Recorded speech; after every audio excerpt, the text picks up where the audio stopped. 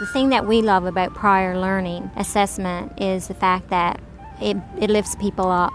Well, people are like an iceberg, and that what you see above the surface is only 1/10 of what lies below the surface. And so prior learning assessment and recognition is digging, I guess, down beneath the surface and having a look at the other 9/10 of what makes us who we are.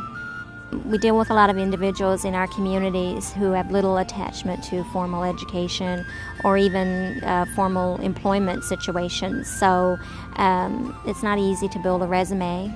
It's not easy to think that you have skills and abilities to offer. Education appears to be a huge barrier. Prior learning assessment and recognition, the thing we call PLAR, in a nutshell is looking back at your life's learnings, your experiences, your activities, your work, your education, any and all activity of your life, and really reflecting on the skills and abilities that you've brought to the table. Anybody within our communities who is in a position where they want to move forward and not really sure where they want to go to and how they're going to get there can use prior learning assessment as a piece to reflect back on their lives and see where they've been, see what value, see the learning that they've gathered through their life experiences, because we've all learned. No matter what our life experiences are, it's all a learning. And to take that learning and put it to good use towards their future. We received the funding through the Canadian Council on Learning through the Adult Learning Knowledge Centre in New Brunswick, which was phenomenal. It was a small piece of funding, and lots of times we're out looking for bigger pieces of funding to do bigger pieces of work, and sometimes can't find that little piece of support to have the conversation that we need to have to move things forward.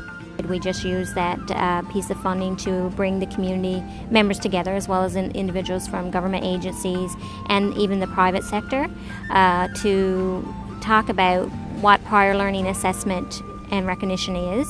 And to do that, we brought in some experts, because obviously Amy and I weren't the experts in the field. We just knew that we wanted to learn more. For me, working in the community centre areas, they're often depicted by poverty and the challenges that people have don't come from a strengths-based place. And that's what we saw that PLAR and the prior learning assessment process could do, to bring a strengths-based portfolio development program to people who are marginalised and often stigmatised. We will carry this message as long as people want to hear it, and as long as funding is available for participants to participate in it. Our initial hope, I guess, is to have 80 people in next year. So many times we deal with individuals who have been beaten down, and I've always focused to add to focus, for whatever reasons, on the negative pieces of their lives, and to be able to pull out positive pieces and help people move forward to a better place is phenomenal. It's a gift to be able to work in that field.